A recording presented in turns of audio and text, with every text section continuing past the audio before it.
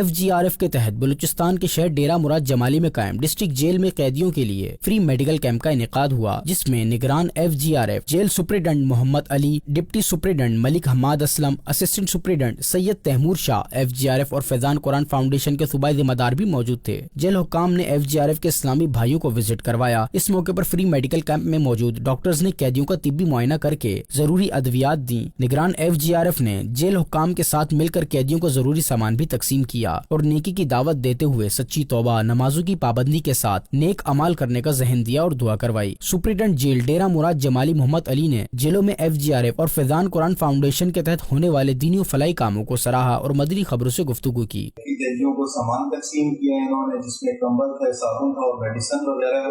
ہم ان کے کام کو بہت سراہتے ہیں اور ہم یہ امید کرتے ہیں کہ آگے بھی ہمارے ساتھ اسی طرح سے یہ تعاون ہوگا ان کا، اور ہم بھی یقین دلاتے ہیں کہ یہ جو سامان انہوں نے دیا ہے وہ جو ہے تمام جو قیدی ہیں جن کو ضرورت ہے اور ان تک یہ پہنچے گا اور انہوں نے پہنچایا ہے۔